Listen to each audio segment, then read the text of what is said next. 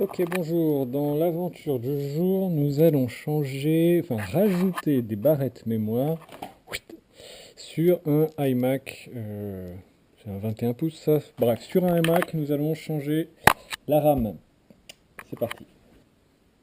Voilà, on y va gaiement. Ça se passe en dessous, globalement sous l'écran. Il y a une trappe magique. On va essayer d'attendre. On peut attendre la trappe. Pas trop mal. Allez, on y va. Trois petites vis, juste un cruci, ça suffit. La galère, c'est qu'il faut tenir. Voilà.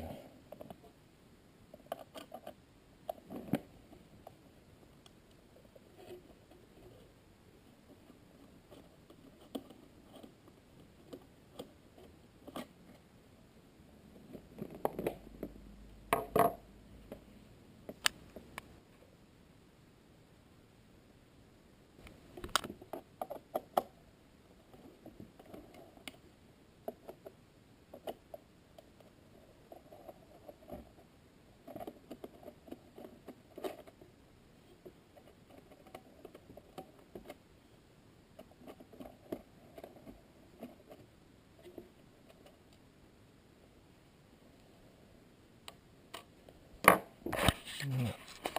En enlevant la trappe, on voit qu'il n'y a donc que 2 barrettes sur les 4 possibles. Donc on va en rajouter 2, ce qui en fera 4, ce qui ira beaucoup plus vite. Allez, ok, une fois la petite trappe ouverte, il nous faut enlever, hop, les 2 petites languettes qui passent sous la première barrette et on rajoute les 2 direct.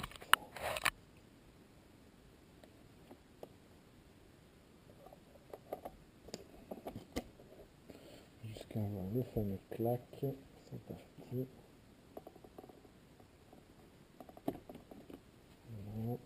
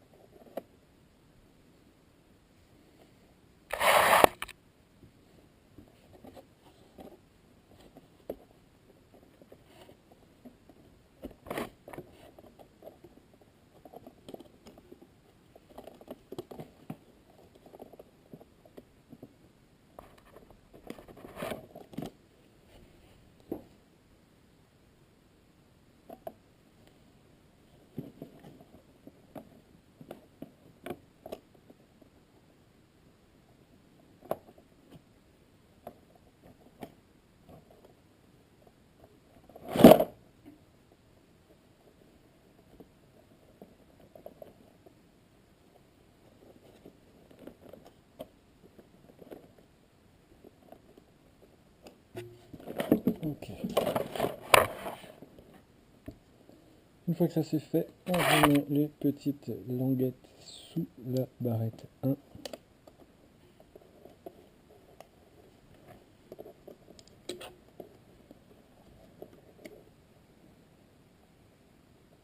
Et on peut enfin refermer la petite trappe.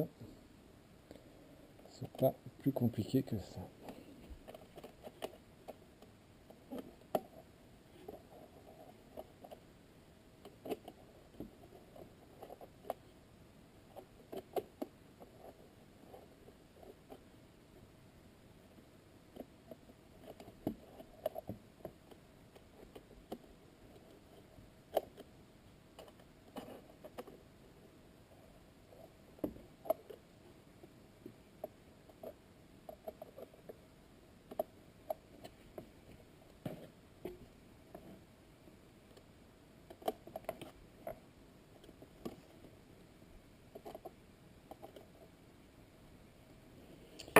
Voilà, on va aller tester tout ça. 6 moments de vérité, on rallume. Déjà, il y a le gong, c'est bon signe, parce que quand c'est mal plugué, ça fait bip bip et ça fait pas le gong. Et donc ce iMac qui est passé sous Linux et qui là va commencer à être sérieusement rapide, avec en plus le fait de rajouter 4 Go de RAM.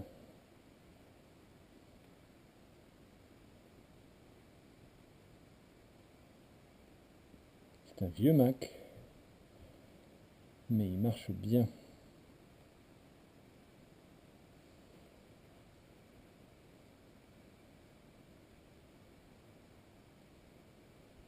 On crée écran de connexion.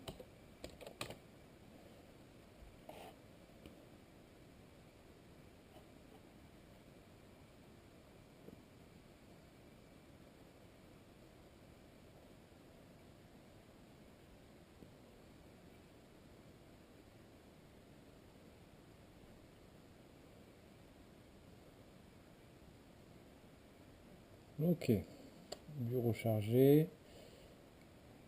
On va direct aller vérifier dans le menu, donc dans ça, on va vérifier ce qu'il y a au niveau de cet ordinateur, s'il a bien accepté la RAM. Et donc oui.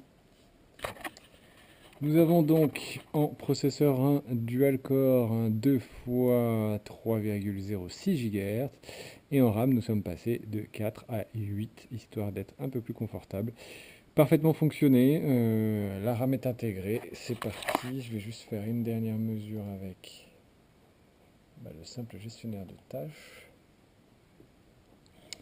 Voilà, donc si cet ordi est à l'arrêt, nous ne consommons plus que 3% allez, ça bouge beaucoup, mais globalement 3% du processeur pour faire tourner le système, et en mémoire, même pas 5%, donc pour faire tourner le système à nu. C'est cool. Du coup, j'ai même envie de faire un test grandeur nature. Tiens, on va tout tester. Alors, c'est parti pour le grand test grandeur nature donc de l'ordi de Corinne. Alors, pour commencer, musique. La meilleure des radios du monde. Ça fonctionne. Et moi, ce que je veux, c'est voir mon gestionnaire de tâches. Voilà, VLC tourne. 5% de processeur, 5% de mémoire. Merveilleux. Ensuite, gestionnaire de fichiers, pas de souci, on va dans les images, on ouvre une image, peu importe, bim, ça marche. On va essayer avec une vidéo aussi, une musique, tiens, un petit MP3, ça fonctionne. On va essayer une vidéo.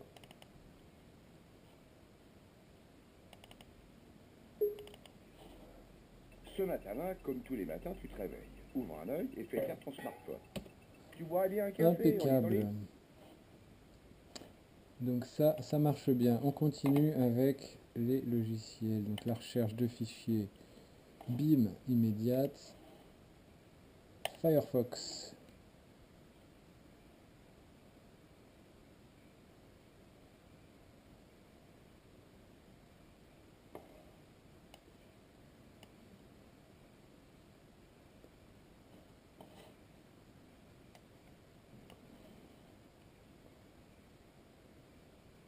Ok, Quant est ouvert, nous consommons même pas 10% du processeur et à peine 10% de la mémoire. On est large pour s'en servir, on est super large, c'est bien. On va tester une petite vidéo sur YouTube tant qu'à faire.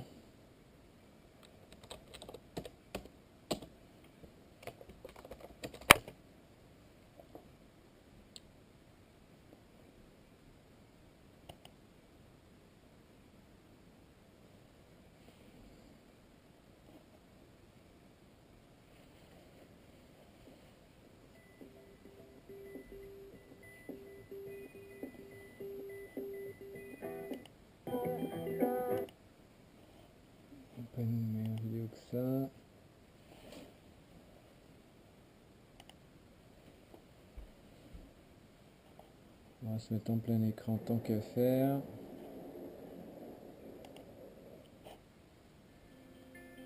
Donc oui, YouTube marche en plein écran, en HD, il n'y a pas de souci, tout va bien.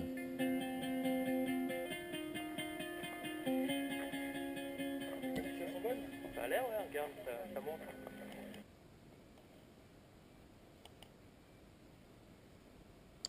Ok, on continue, donc la boîte mail, on verra ça plus tard. LibreOffice, c'est ce qui s'ouvre.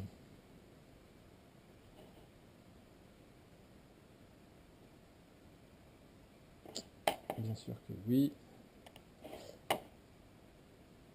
Une petite calculette. De quoi faire des captures d'écran.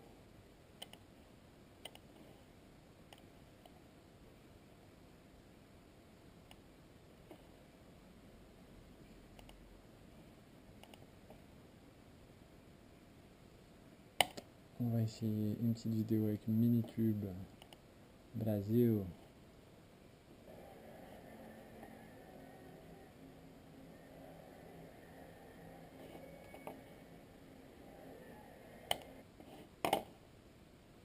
Bon, bah écoutez, tout marche absolument impeccablement bien. Ça, je supprime. Un petit test de l'assistance. Tout est bon. L'ordi est parfaitement prêt et fonctionnel. Gagné.